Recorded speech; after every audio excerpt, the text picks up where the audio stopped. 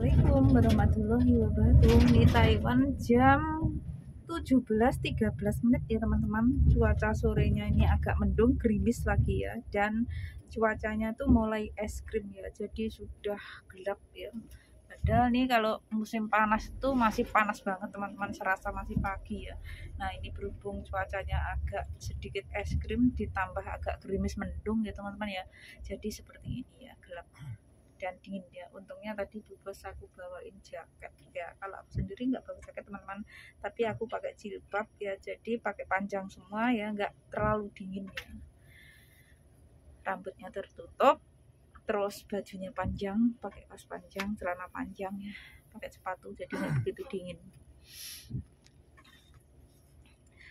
Oke teman-teman, ini masih lampu merah ya. Dan ini nanti teman-teman sampai rumah aku masih tempur ya. Jadi di Taiwan tuh tidak seindah foto profilnya ya. Contohnya kayak hari Selasa kemarin ya ya, waktu nggak ada mobil jemput seperti ini ya, kita naik taksi itu kalau bawa kursi roda itu jarang yang mau teman-teman, kalau nggak benar-benar sopir itu baik ya. Kemarin tuh sedih banget ya, hari Selasa kemarin tanggal 29 bulan 11 2022 ini ya teman-teman ya. Itu sampai 3 taksi menolak kita teman-teman. Dan akhirnya keempat taksi dia mau tuh. Pas saat itu Pak sopir yang lagi makan ya, dia lapar di dalam mobil, dan aku mau tanya itu takut ya, karena dianya masih makan, takutnya keselak gitu ya. Terus akhirnya karena aku mindak-mindik di samping dia ya, jalan di samping dia itu nanyain, terus aku coba tanya, maaf boleh nggak aku naik taksi gitu. Terus dia bilang boleh. Terus setelah dibuka bagasi belakangnya teman-teman ya, itu kursi rodanya tuh kayak nggak masuk gitu. Terus akhirnya dia paksa-paksa, terus barang-barang dia kayak ada kardus gitu dipindahin, akhirnya masuk. Dan oke, kitanya cabut pulang. Aku bercerita sama Pak sopir tuh, akhirnya Pak sopir tuh kasihan sama aku ya. Aku cerita, tadi aku sedih Pak sopir, masa 3 taksi itu nggak mau gitu, aku bawa kursi roda gitu. Terus akhirnya kitanya pulang. Terus ada kembalian lebih gitu ya sama Pak sopir, aku bilangin nggak usah dibalikin lah gitu. Dan aku doain Pak sopirnya, langsung aku kasih doa, Pak sopir aku doain ya, kamu semoga sehat selalu, panjang umur, murah rezeki, dan di jalan tetap dalam lindungan, diberi keselamatan, lindungan Allah lah intinya ya teman-teman ya, diberi keselamatan. Pak sopirnya seneng teman-teman, bilang terima kasih ke aku. Iya terima kasih, nggak apa-apa katanya, kamu sudah bantuin aku Pak sopir, ini sudah malam hampir jam 7, sedangkan jam 7 ya teman-teman, nanti aku belum bersih-bersih rumah ya, belum masak, belum ngurusi Bu Bos. Nah jadi kita sebagai seorang ART di Taiwan tuh tidak semudah yang kalian bayangkan teman-teman ya, dan tidak seindah foto profilnya ya. Di sini tuh perjuangannya luar biasa ya, siang bagaikan malam, malam bagaikan siang, seperti itu lah. Nggak begitu bagaimana teman-teman ya, karena apa, siang kita tuh kadang bisa istirahat gitu loh, malam kita masih kerja sampai malam ya, ngurusi pasien lah, ngurus ini. Kalau aku habis ngurusi pasienku, Bu Bosku ya, aku harus bersih-bersih meja makan, ringkesi sayur, harus nyapu-nyapu, lap-lap meja. Terus habis itu nyiapin bekalnya bos untuk besok pagi, kayak ngukus telur, ngukus ubi apa gitu ya, terus ngupas buah untuk disiapin. Nah seperti itu, baru kita istirahat ya, istirahat masuk ke kamar, ngadem dulu biar nggak panas, biar nggak capek, melepas lelah. Kakiku biasanya aku naikin ke boneka yang besar itu teman-teman ya, selonjoran. Terus habis itu kita baru mandi, tapi biasanya aku upayakan aku sholat dulu sebelum mandiin Bu Bos malam ya, biar apa, biar nggak basah semua. Karena kalau aku habis mandiin Bu Bos tuh otomatis basah semua gitu. Terus biar nggak kotor juga ya, jadi aku sholat isya dulu gitu. Jadi udah tenang mau mandi jam berapa gitu ya. Kadang itu suka ketiduran teman-teman kalau aku capek banget ya, tapi aku udah sholat isya, kadang ketiduran sampai bangun jam 1 gitu ya, lampuku masih nyala kamar. Terus kadang hampir jam 2 bangun mandi. Itulah teman-teman di luar negeri ya, badannya juga capek teman-teman. Di balik layar gaji Taiwan besar ya, perjuangan juga besar, bahkan taruhan itu nyawa gitu, seperti yang aku ceritakan tuh. jatuh-jatuh, aku sampai pingsan pernah tuh 2019. Kadang tuh sedih teman-teman ya, jauh dengan keluarga, sakit nggak ada temannya, nggak ada yang dimintai tolong. Untungnya bosku tuh baik orangnya, sekeluarga itu. Jadi kan bosku tuh nggak baik, mungkin ya cuma nangis sendiri di kamar itu teman-teman. Bosku kalau aku sakit cepet dibawa ke dokter, diobatin, dikasih obat gitu. Sebelum kerja bos tuh nyiapin obat, ini nanti kamu minum ini obat 2 macam, minum 2 sendok nih, dibilangin gitu sama bosku. Jadi di Taiwan tuh tidak seindah yang kalian bayangkan teman-teman ya. Di balik layar gaji besar, perjuangannya juga besar, bahkan taruhan nyawa, jauh dengan keluarga tuh nggak enak teman-teman ya.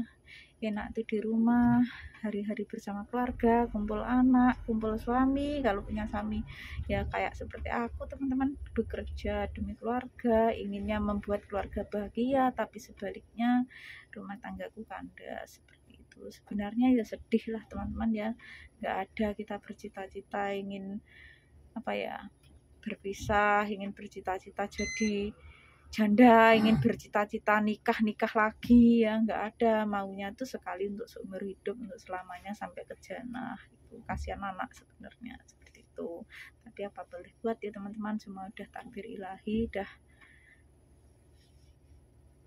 ditakdirkan sama Allah, jadi kita nggak bisa menolak ya, nggak bisa meminta ya, dijalani saja seperti itu ya. Intinya kita saling mendoakan yang terbaik saja lah ya, seperti itu.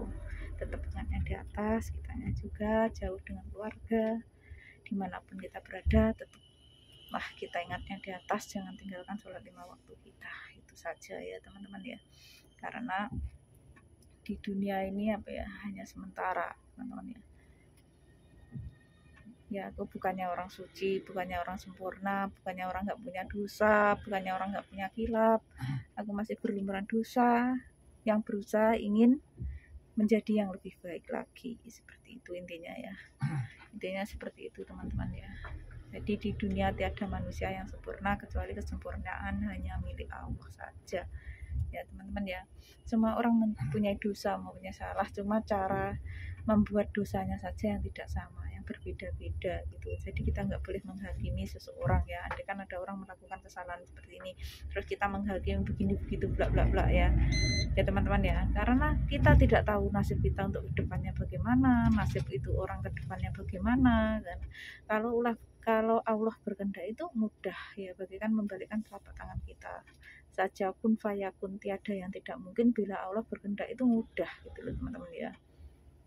Semua itu tergantung pada hati kita masing-masing ya. Kalau kita itu ingin kembali ke jalan yang benar, insya Allah Allah juga memimpin kita, mengarahkan ke yang benar.